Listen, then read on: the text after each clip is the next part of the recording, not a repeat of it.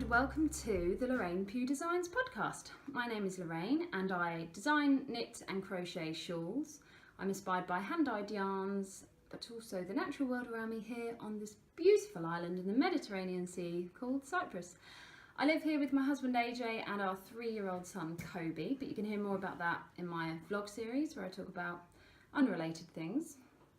But for now, get the kettle on or get a cold drink, as I will talk to you about finished objects, works in progress, project plans and acquisitions, and there'll be timestamps in the show notes below for anyone that wants to skip to various segments of the video. I hope you're all well today. I'm very good. Not a lot has happened really since the last time, other than a lot of knitting, a little bit of crochet, and a few acquisitions. So without further ado, I will get straight on to my shawl. Any of you who watched episode 20, my last video, will have seen that I was working on my branch out shawl, which is inspired by starting new things, trees branching out, birds as well, you know, just a few things all mashed up together. So getting tangled here, but I'm a little bit nervous because I've got new needles on this at the moment, which are great, but they're so smooth, the work just glides off. So when I'm not holding both of them, I'm more nervous because I think, it's gonna undo, it's gonna fall off the needles, but it's fine, absolutely fine. Okay, so there we go. Is that gonna shake, shake? There we go. So this is my progress so far. I hope you can see the general idea of this shawl. So I'm knitting this in merino sport weight by this company. They're called Dye for Yarn in Germany. And the first colour, which I'm so glad is finished now, is dried brown algae. And then this next one that I've started on is called Dozing by the Pond. And if you saw last time, you would have seen that I was at about this point. And I thought I'd put a progress keeper there just to show you the progress that I've made. And initially I was thinking of you guys doing that, but then I realised that actually having a progress keeper there really keeps me going, because now I know that I'll remove that and put it up there. And it's almost like whenever you've worked with variegated or self-striping yarn, when you see that colour change, you just want to keep going. So it kind of gives me a bit more motivation as well. So I highly recommend using a stitch marker if you're feeling that your work in progress is a bit slow going. Put a stitch marker, or progress keeper, sorry, on there at your current point, and then as you knit or crochet along, you'll see how far you've come, and it's quite rewarding, because I was feeling quite stressed at the fact that I haven't finished this yet, but seeing how much progress I really have made, I'm quite chuffed about that. So I've got one more colour to go after this one. I'm going to try and use all 100 grams of each 3 colours that I'm going to be knitting with. There will be a last final step to this shawl, which will be tassels. I didn't mention it in the last video, but I thought I didn't want to give too much away, but I suppose it doesn't matter. I want to share this stuff with you guys. So yeah, it will be tassels on the end, just to weigh these edges down, because I wanted this what do you call it? We call it different things in the UK to America, so I do get confused. But you know, knit on the right side, purl on the wrong side, whatever you call that. And because of that, the fabric, you get a bit of curling. And I did try a few different things, like creating like a garter stitch sort of edging. If you hear an occasional bark, that's just my dog Maddie. But it just wasn't having the effect that I wanted. And when I thought of adding tassels to it, I was really chuffed. So I will write eventually on the Ravelry page when I've released the pattern that if you're not a fan of tassels, then this one isn't for you. With time I might come up with some other suggestions, but for now that's the design that's in my mind, and I'm just really excited about this one. So that's my current work in progress. So I've got more than half a ball left of this Dozing by the Pond. Beautiful sort of duck egg colourway, and I keep this stone on my set of drawers, and it sort of resembles these sort of nature colours. I've got quite a few things that keep me inspired, and if you did watch my last video, you'll have seen that I use my inspiration board to sort of get the idea across of what's inspired me to you guys in one image. And occasionally looking at it, if I'm ever not really in the mood to do this branch out shawl, when I look at my inspiration board, I get more fuel again to do it. So that's really exciting. My other work in progress, which I showed you last time as well, I've not made a lot of progress on, I must admit, and that's my socks. I'm not really a sock knitter as such, I'm definitely more of a crocheter at heart, but I'm getting better with knitting and I'm enjoying it. And I couldn't resist, I thought I'm going to have to do these socks like everybody else is doing, so it seems. And I am enjoying them so far. I'm very slow to go on them. I'm on my second toe, not quite finished yet. But I've given myself a rule because I feel that there's not a lot I can do past 9 o'clock as far as knitting and crochet is concerned, because I'm too tired and it's too risky to pick up a design and work on that, because if I make a mistake on one of my designs, that would be terrible. If I make a mistake on something that doesn't matter, that's just socks for me, I won't be so bothered. I might even leave the mistake in there. So when it hits 9 o'clock or when I feel really tired, I put my designs down and then I pick these socks up. So as you can see, I've obviously been either not tired, but what's really been happening, I've been so tired that I've just been falling asleep really early. I'm definitely more of an early night person, early morning waker, because since I have my boy Kobe, it's just he's up early, and I really like seeing the sun rising from behind the mountain. It's just a really beautiful thing to witness. So those are my works in progress. Like I said, I don't have any finished objects, so that's finished objects and works in progress done already. So straight on to acquisitions. I'm really excited because, as you'll have seen, I made quite a bit of progress with my branch out shawl, and that surprised me. But I must credit these amazing knitting needles that are new to me. Everyone seems to go on about them, or a lot of people I've heard, the people that I watch anyway, tend to talk about them. And they are these Higher Sharps. Now initially I was using a brand called Pony for the branch out shawl, and that is, I think it's a European company. Generally in the UK you get a lot of, in your average yarn store, you'll probably see Pony brand things. Now their circular needles were great for me, absolutely fine, and at the end of the day they work. But since I've picked up these Higher Sharps, and I ordered 7 sets of these because I knew that I would prefer them, but I didn't realise how much more I would prefer them. But I thought, with the profit of my sales, of my patterns, from you lovely people buying them, I thought it would just make sense for me to buy these. So yes, I ordered 7 sets. The first thing that struck me, picking them up, was how much lighter they are than the Pony ones. The Pony brand needles definitely are solid, so they're heavier. They also have a slight angle at the end, perhaps to stop the work sliding off. I'm not sure why, or maybe for comfort. And then their cord, which on one of my pairs of Pony circulars has come off before, and I wasn't able to fix it. But the cord is also a thicker elastic than these a thicker plastic than these Higher Sharps.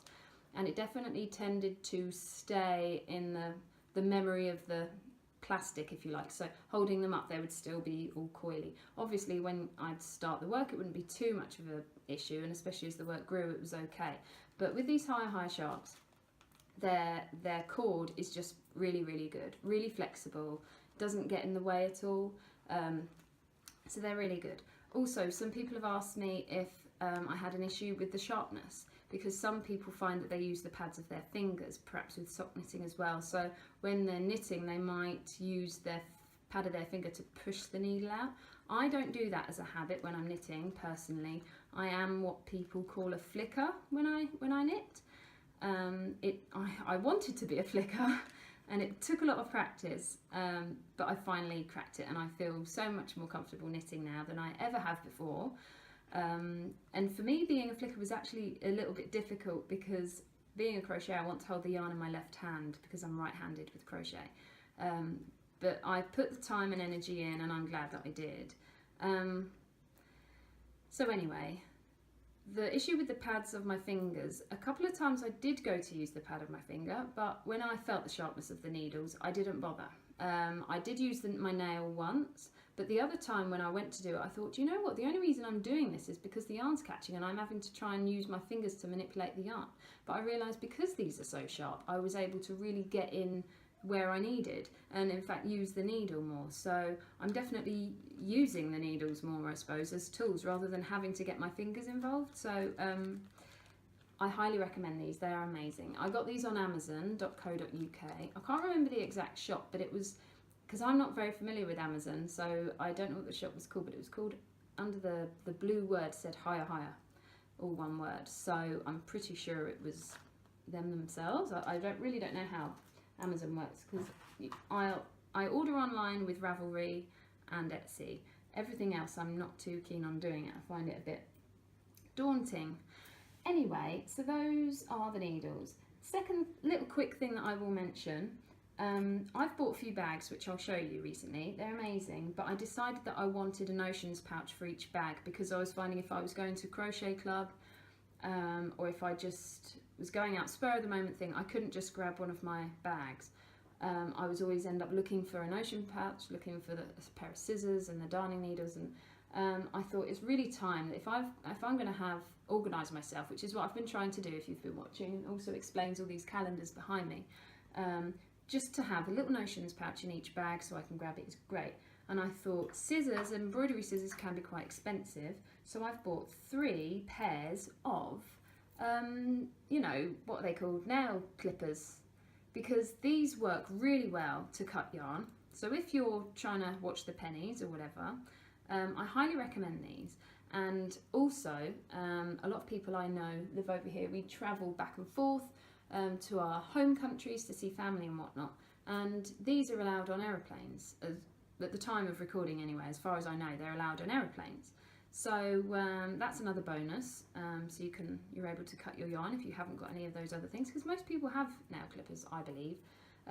So they've been really good. The only thing that you would need to think about if you were going to use these in your bags are things like if you're doing an afterthought heel in your socks to cut that yarn. It probably isn't practical using these. It's certainly possible. But that was the only downside I could think. I was really trying to think for you guys to make sure I wasn't being biased, but I can't think of anything. So obviously for knitters and crocheters anyway, sewing is a totally different thing. But so I highly recommend nail clippers to keep in your bag. Much cheaper. These are about just over €1 each. Also, they came with that little ball chain thing, so you can even have them hanging in an area if you've got one of those clasps inside your bags. So they're really good. I think I'll go on to yarn next. Now, I have got 2.5 announcements to make towards the end of this video, and one will relate to these. I purchased 12 mini skeins from, hang on, there we go, from Becky of Rivenets, and she lives on a canal boat and she dyes yarn from there, and the pictures she shares on Instagram are just amazing. It's a real idyllic life by the looks of it. She's got 12 different base colours in 5 different shades or tones, if you like. And so there's very, very pale, which I think she calls unicorn. Then there's pastels, which are called sherbet, I think. And then the next one, I can't remember what that one is, which is the more vibrant, pure colour. And then the next one down is shaded with shade. I don't know how she does it, but it's shaded, it's a bit darker, and that's these. And it's called her jewel range. And then the one next down, which are even darker, are called shadow. So I went for a jewel range because I feel that with my colouring clothing that I wear, I'm better to this sort of tone, if you like. And the yellows and greens, because she's got 12. So there's like a red, an orange, a yellow, a yellowy green, a turquoise, a jade, a blue. There's a deep pink. There's a more vibrant pink. So it's I can't even try and, she's got so many. So 5 different ranges of the 12 different colours. That's like 60 different colours to choose from. And these are Blue Face Leicester, and I've been using these to work on my mystery crochet along, which I'll talk about more at the end of the video. But in that you require 3 mini skeins. So just to show you, this is the jewel collection in green, and then this is the jewel collection in jade, and this is the jewel collection in blue. and they're just lovely and wonderful to work with. And when I bought all 12, I was planning on doing some sort of a rainbow thing, but just looking at them together, I just really love the look of them in sets of 3. So that's how I'm going to use mine. So that's those, and more amazing yarn that I have received. Now, if you watched my vlog when I went camping, you'll have seen that we were using hammocks. I was just chilling out in a hammock, so was my husband and our son, and it was lovely. And as I was lying there, I was thinking about some documentaries that I was watching, and if you follow me on Instagram, you'll see that I watched, or at least in my stories anyway, so, which is gone now, so you can't view that now, but I shared a little clip of a documentary called South Pacific, and it showed you the waters with the islands and then where the land sort of goes underwater, and the colours were just amazing. And I did say, if anyone knows any indie dyers that can create this yarn, please let me know, I'd love to know. I don't think anyone did come up with anyone, but a couple of people did say, oh no, give me ideas now. But in a Facebook group that I belong to, I asked there as well. I said, look, I'm looking, I've got this idea in my mind. I'm looking for a solid colour, two solid colours, and then a speckled yarn, a variegated yarn that brings those two colours together. So 3 100-gram skeins. And I didn't mention the colours because I wasn't really thinking about the South Pacific documentary that I watched, but as I lay there in this hammock on our camping trip, it all sort of came together, and I did a bit of Googling when I got back and searching on Instagram, and I just couldn't believe it, completely unrelated, because I wasn't looking for the yarn at this point, I was looking for other things, but not going into that now. But what I discovered was a girl called Annie who has the shop The Moon and Sixpence, so I'm going to try and hold these up for you to see, and she was selling shawl sets that she had come up with herself. And how perfect are these?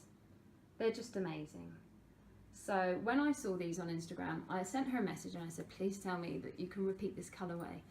And yeah, no problem, she could. So I was like, get me some of them, get me some of them, because it's perfect. It's like beautiful sea, ocean colour, and then the islands, and this really reminds me of coconut husks actually, but it's also the colours of when the rocks are underwater, you know, if you're going in a helicopter you see them from above. And so this has got the water, the white sands, and it's just amazing. Just look at that, that's just so lovely. And it's really, really soft. It's got 425 meters. Now I'm going to design a shawl based on the inspiration I had while lying in this hammock.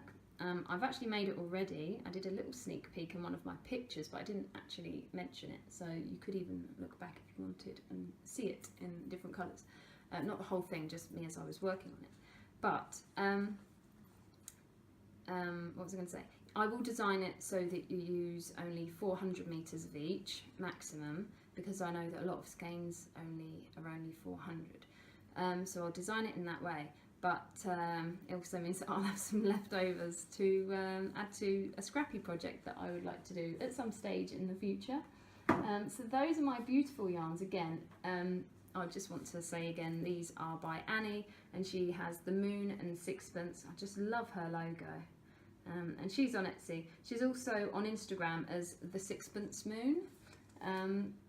So definitely get in touch with her and have a look at some of her yarns, because she was exactly what I was looking for, someone that does shawl sets. So a nice set of 3, because I think 3 skeins is creates a good size shawl, and if I can use most of the skein, then that would be great. So that's those, and then last but not least, I would like to show you some bags that I have acquired, and I can't remember where I first found them, if it was on Instagram or Etsy, but I did decide that of course I need a few more bags just to organise my projects a bit better, because although in this video series I try to really only show you my shawls and perhaps the odd pair of socks, I do have other things that are in progress, like I've got a moomin up there, and I do like to make toys and things like that, but I've decided that I'm going to show you those sort of things in vlog form, I think, because it will just work better. So to have a few more project bags to house all the projects I want, I decided to have a look, and I found the most amazing bags. The first one I will show you is this beautiful drawstring bag. If I open it actually, and then you'll be able to see it a bit better. So on this bag there are foxes, it's like a woodland theme, there's pheasants, there's a stag, there's bunny rabbits, owls, trees, gorgeous colour, and there's even a little acorn on there, and that is relevant because this is from a shop on Etsy called Antler and Acorn, and that's their card. And the girl that makes these is called Anita, and she has been amazing. We've been chatting back and forth. She replies immediately. She has a few custom orders that people are wanting. Her Instagram's brilliant. She shares her pictures of what she's made on there, and the quality is so good. It's amazing. And like she mentions, she said that, you know, this cord, it might be a bit tough, but once you've used it a few times, it'll soften up. It's already softened up nicely just from me playing with it and admiring it. And I do love drawstring bags. I just love the idea that they're not going to catch on anything, whereas sometimes when I zip a bag up I think, oh, I hope my yarn hasn't caught on that. That's why I love drawstring. But also I purchased, because since I'm doing a lot of shawls, and with the higher sharps I have, the work glides off them very easily, so I was a little bit nervous about the work coming off the needles, so I thought I would invest in some of these. These are those DPN or circular needle knitting cozies, and they fit, what is it, I think 6-inch DPNs I think it was, but I thought they would be perfect for my higher sharps, and they have been. I've been using one pair on my branch out shawl, and they're just so beautifully made. Anita, you make the most amazing things, and just the colours, it's just, they're wonderful. So they will be perfect to fit in here, whether it be socks or a little shawl or whatever. But also I've got from her a little notions pouch, and on all the things she makes she puts this little acorn, let me just try and show you, stitch marker or progress keeper, probably for me a progress keeper, or I might even leave that one on there because I think they just suit perfectly. So a little stag on there, and then the fox and the squirrel. So the placement of the animals on the items that she makes is really good as well, because sometimes bag makers on Etsy will write things like, and I think Anita does as well, right, the placement of the fabric might be different to what is shown in the picture, because they take one photo and then they can replicate that bag with the same material, but obviously the animals might not be in the same place. And I love the fact she doesn't, you know, she obviously takes great care to make sure that the animals are framed in a nice way, if that's the best way to say it. And so anyway, in my notions pouch I've just got my nice little scissors that I've used one of my child's polystyrene egg from Easter decoration in there, so it doesn't poke through, but I don't think it would anyway, because they're well lined and really well made. And so I'm just so excited that this matchy bag, I love it, I absolutely love it. So that's that one, and then I bought another one, and that is this one, and this has my socks in it actually. And did I show you my socks? I haven't shown you my socks yet, I don't think. I'm very confused. I've recorded this video once already, so I feel that I've already told you this, but I haven't. No, I don't think I showed you my socks and my works in progress. Anyway, let me just show you this bag. So this bag has got a stag on there, squirrel, birdies, fox, a cottage house, trees, leaves, birdie. Oh, it's just absolutely beautiful. Again with an acorn on, and like I said, this has got my socks in here. I should probably talk about my socks. Totally forgot to mention that, because it's really strange if you've recorded a video before and then the focus was all out, unfortunately. But I'll just quickly talk about my socks. So these socks, yeah, I've been working on these from about 9 o'clock in the evening, and I think I have told you about these socks, haven't I? But one thing I didn't mention, but I did tell you about these socks. This is why I was confused. Is this colourway is by Lenitium Ex Machina. The socks are actually made from merino silk, which is by Dye for Yarn. But this colour, I want to show. I showed it to you before, but when I watched the video back again to add the timestamps and all of that, I realised that it looked black and white and it wasn't a true representation. So I just want to show you this Minas Tirith yarn from Lenitium Ex Machina. It's their basic sock, I think, basic sock weight. So it is a little bit rough, you know, it doesn't feel really soft or anything, but I just love the colours in there. There's like black and whites, but there's also like steely blue and like mossy green, and look how perfect that is for that bag. Amber of Yarn Junkie tends to do like enjoy these simple things like me as well. I'm really sorry if I really can't remember if I've told you about these socks or not, so I'm not going to go into them too much because I spoke about them on my last video. But yeah, that's how far I am with the second toe. This is how far I am with the first one, and yeah, I've given myself the rule to only do them from about 9 o'clock, but I've just been so tired recently, so that's why I'm very slow to work on those. Yeah, definitely early morning person, so hence going to bed early. But also I'm really excited to use these higher sharp 9-inch circulars once I've finished those toes, and I'm sure I'll just sail through the knitting then. So that's that. Anyway, sorry for my confusion, I apologise. It looks easier than it is recording these videos, especially when someone who's talking to you is not the most organised. Anyway, so another knitting needle or DPN needle cozy by Anita of Antler and Acorn. It's this lovely print, and you might recognise this fabric because I actually purchased a bag from Nelly Welly on Etsy before, and it's the same print, so it will go in there really nicely. And I even made the other day a nice little progress keeper. Since I've really loved progress keepers, I thought I'd make some more to match the bags for each project. So that's that one. It's a little birdie because I thought it kind of resembled that little bird, swallow, whatever it is on there. So that's the bag. Last bag is the most amazing one. That was the first one I thought I'm definitely going to buy something off Anita, and I loved all of her bags, to be honest. And that is this one, this amazing stag. How handsome is he? I just think he's amazing, and the colour on the back I love as well. I think it goes together so perfectly, and it's a lovely sort of canvasy material. I think most of her, yeah, all of her bags are. It's almost that, I don't know if it's classed as upholstery material, but definitely good quality, thicker material, really nicely lined in all of her things as well. Yeah, and here I've just got one of my older works in progress, which is actually my Moomin, who's living up there. I made her, because it's actually Snort Maiden, I made her a dress, and it didn't suit her, so I'm just trying to figure out what yarn to use for her dress now.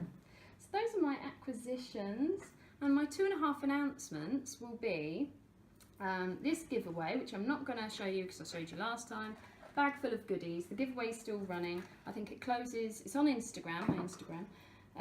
All that information will be at the end of the video and in the show notes, how to get hold of me on the different social media platforms. But that giveaway closes on the 19th, I think it is, of July, and I will find a winner, draw a winner at random on the 20th of July. So there's still plenty of time for that. So that was my half announcement. My other announcement, which I wanted to share with you guys, although I will be doing a separate video, a shorter video announcing this, I wanted to share it with you guys as well. I'm hosting a mystery crochet along, and it will be called the Chamomile Cow, because it's all about relaxation, a peaceful life as well. It will last 8 weeks, and it commences on the 17th of August. So there will be 8 clues and a final bonus clue, but with each clue, which will be on every Thursday from the 17th of August, I will be also providing little prompts about how to live a happier life and just get into more peaceful habits. So that is the mystery crochet along. If there's anything you want to know about it more, I will be going into more detail in another video, but like I mentioned earlier, you will require 3 20-gram mini skeins and 1 100-gram skein. So I've been having fun playing around with different combinations there. So yeah, if you guys have got any questions about that, more things you'd like to know about it before I actually release the announcement video, then yeah, do let me know and I can contact you right away. The last announcement is all about the shawls that you have. So although this is something that will start in the year 2018, I wanted to tell you about it now because it's something to think about, and it will require planning. And it's called Shawl Stack. So next year it'll be called Shawl Stack 2018. And the idea is, get all your shawls together, put them in a big stack, and if you want to as well, go through your wardrobe. Look at what colours you have in your shawls, what colour you have in your wardrobes. Are there any shawls that you don't wear? If so, why not? Is it their colour? And basically I just want us to add to our collection with more thought. So think about colour, shape, size. So maybe you really suit autumnal tones and you tend to make shawls in autumnal colours rather than, and maybe you think all your clothes are autumnal, so why don't you go for a cream to be a contrast with your clothes or things like that. Maybe it's the style of shawl. Do you have any nice elegant shawlettes that will go with a posh dress? Or maybe it's the weight. Maybe you need more shawls that are heavier for winter to keep you nicely wrapped up and warm.